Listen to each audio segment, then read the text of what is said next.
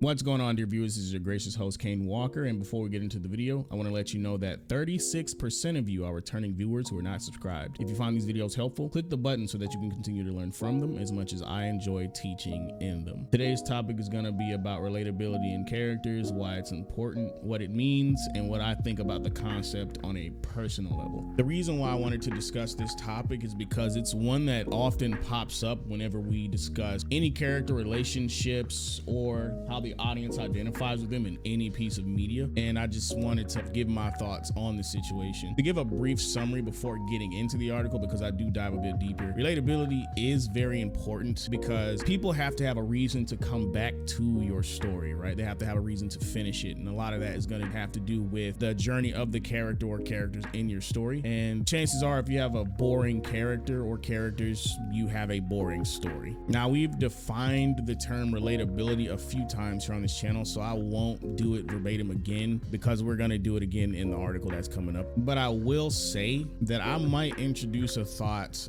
that might be shocking to some. I've heard very few people actually talk about this topic from this angle, and I'm interested to hear what the audience thinks on this. But seeing as I don't have much else to say in preparation for this topic, I'm going to bring you to the article I've written to help me further highlight my thoughts.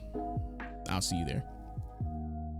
All right, folks, enjoy the gameplay footage as I deliver my thoughts to you here from the article I've written. Here we go. Being a trait that many readers and watchers covet as essential to putting oneself into the shoes of a protagonist, relatability has become a variable topic of discussion when mentioning any piece of media, which begs a few questions. What is relatability? Why is it so important? And one I submit personally, why is it so overblown? The key to answering each of these starts at the root, which I tend to think is the word's definition. Cambridge Dictionary defines it as the quality of being easy to understand or feel sympathy for. With this definition, we can easily narrow down why it is important, but for the sake of clarity, excuse me while I elaborate further. I will not deny that the ability to identify with the lived experiences of a protagonist is important. Certainly, it is a crucial aspect of storytelling. When readers or viewers can connect with a character on a personal or emotional level, it enhances their engagement with the narrative. Characters serve as the lens through which the audience experiences the story, and their relatability can significantly impact the overall enjoyment and effectiveness of said narrative. This identification often stems from the shared human experience, struggles, triumphs, or even flaws of the character or characters in question. A well-developed protagonist allows individuals to relive their own challenges and personal growth in story form, fostering a deep connection through shared circumstance. But what if I told you that there was a different way to do this? In my experience with this discussion, participants often forget this detail because they focus far too much on what parts they do not relate to. For example, Batman, Bruce Wayne, has the reputation of being unrelatable due to his financial status and the circumstances of his parents' deaths. My parents weren't killed in an alley, they say, or I'm not a multi-billionaire, forgetting that even if a character's station in life is not relatable, there are other aspects to latch onto. Keeping the example of Batman, he has experienced love and heartbreak. He has experienced the death of loved ones and the pain of loss. He has experienced defeat, and he has a deep sense of justice. And still, for some, that seems to not be enough. In conclusion,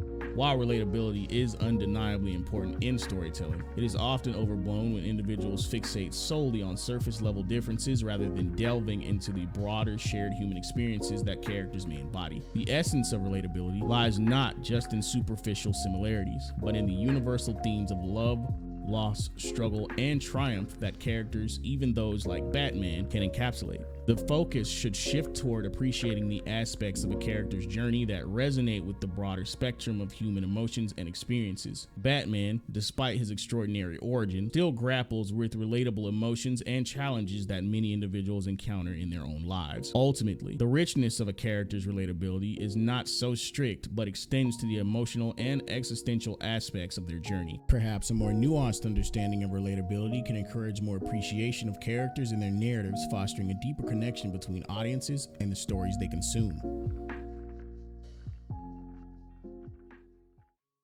All right, guys, sorry that the beginning was so short. I really didn't want to give too many of my thoughts away just because it would have spoiled the article. but now that it's done, I can speak further. You see, I wanted to talk about this topic in particular because I've always thought relatability was overrated. Don't get me wrong, if it's there, awesome. But if it's not, it doesn't ruin the story for me. What has always gotten me to like characters, especially as a comic book reader, were their character designs and their personality. That's it. I could care less whether or not I could relate to their life circumstance or anything like that. Because think about it, a large portion of fictional characters aren't even human. Many of them can't even speak. And yet, why do we find them so alluring? You know what I mean? I just think people become so consumed with this concept in particular, that being relatability, that they forget to just enjoy themselves. And if they could get past that, I think they have a lot more fun. But that's all I have to say on this topic. Let me know what you guys think down in the comments. Also, don't forget to check out all our links down in the description so you can keep your finger on the pulse of what's going on over here at Cosmogoth Inc. This is your gracious host, Kaine Walker, signing off, and I will see you again next time. Peace.